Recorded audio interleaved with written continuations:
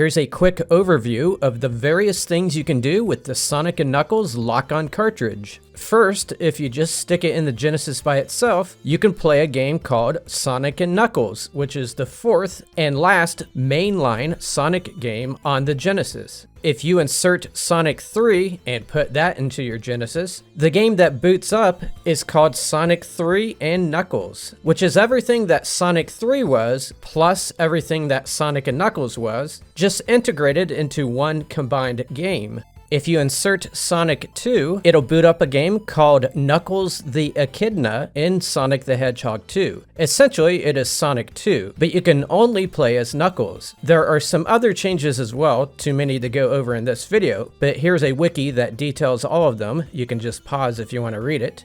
If you plug in the first Sonic the Hedgehog game, the title screen for a mini-game called Blue Spear appears. You cannot play the actual Sonic 1 game. Hitting A, B, and C together will set the level at 1, and hitting one of those 3 buttons again will toggle the color of the stars on the little spears. That determines whether or not you play as Sonic or Knuckles. Hitting Start enters the mini-game where you have to collect all the blue spears to advance to the next stage. Sorry my camera isn't keeping up with it here. It can't handle the blast processing. Everything I just said about plugging Sonic 1 in also applies to the Sonic Classics compilation.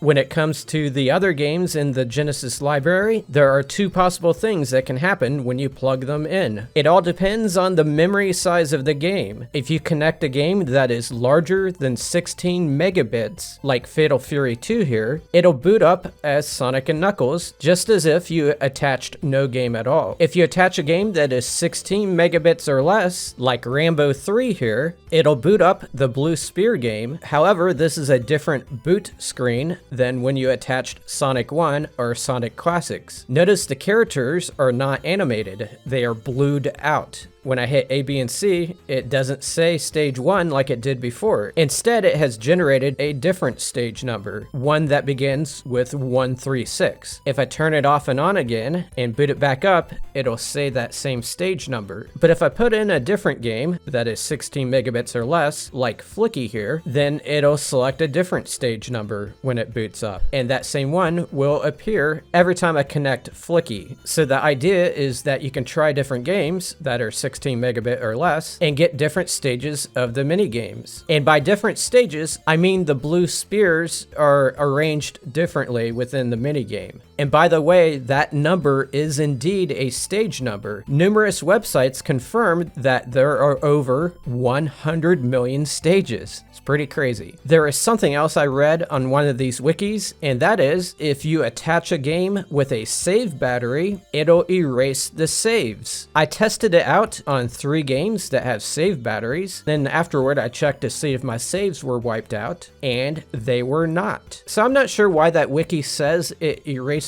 the saves, but if you're messing around with this stuff, you might want to just be careful and not attach a game that has saves that you care about. Thank you for watching this video. I hope you found it informative. I'll see you next time.